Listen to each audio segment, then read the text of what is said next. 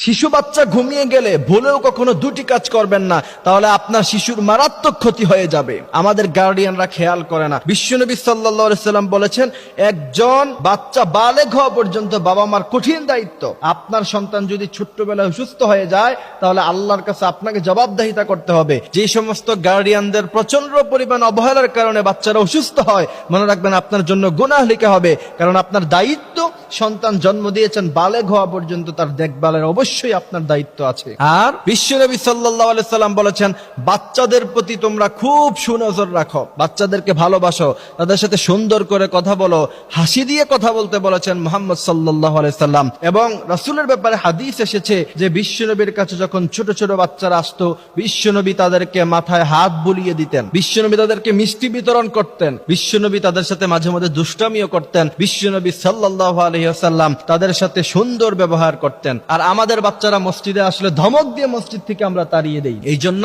বিশেষজ্ঞরা বলছে, বাচ্চা যখন ঘুমায়, ওই ঘুমের সময় যদি আপনি দুইটি মারাত্মক ভুল করেন, কোরআন হাদিসও বলছে, তাহলে আপনার বাচ্চা অসুস্থ হয়ে যেতে পারে, তার ব্রেনে সমস্যা হতে পারে। সেটা হচ্ছে, অনেক গার্ডিয়ানরা মনে করে অসময় ঘুমিয়ে যায় বাচ্চারা, তখন মনে করে যে রাতের বেলা সে ঘুমাবে না, এই কারণে তাকে ঘুম থেকে জাগ্রত করে দেয়। না, তার যখন নরমালি ঘুম আসবে তখন আপনি তাকে ঘুমাতে দেন। যদি তার প্রচন্ড ঘুমের সময় তাকে এই ভেবে উঠিয়ে দেন যে রাতের বেলা সে ঘুমাবে না, তাহলে তার ব্রেনে আঘাত খায়, তার ব্রেন ঠিকমতো সঞ্চালন হয় না, তার ব্রেন ঠিকমতো কাজ করে না। এই জন্য আস্তে আস্তে সে অসুস্থ হয়ে যেতে পারে, তার ব্রেন দুর্বল হয়ে যেতে পারে। এই জন্য সে যখনই ঘুমাতে চায় তাকে ঘুমাতে দিন। ঘুম থেকে রাগারাগি করে তাকে ওঠানোর কোনো প্রয়োজন নাই। এই ভুলটা আমরা কখনো করব না।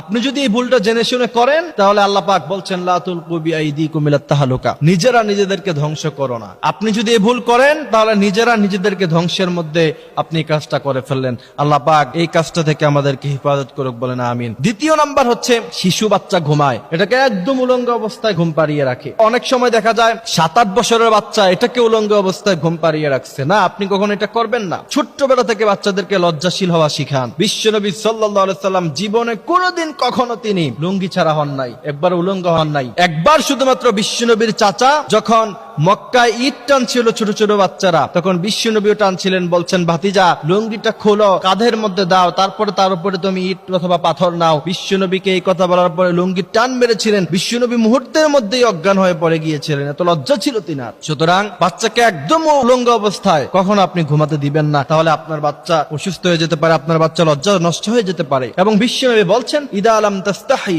ফাসনা মা শিতা, যার লজ্জা নাই সে পৃথিবীর সব কাজ করতে পারে, যা ইচ্ছা তা করতে পারে, আর যার লজ্জা আছে সে পৃথিবীর সব কাজ করতে পারে না। অমুসলিম ওই ব্যক্তির যদি লজ্জা থাকে, দেখবেন সে খুব সুন্দরভাবে, সাবলীল ভাবে যে সমস্ত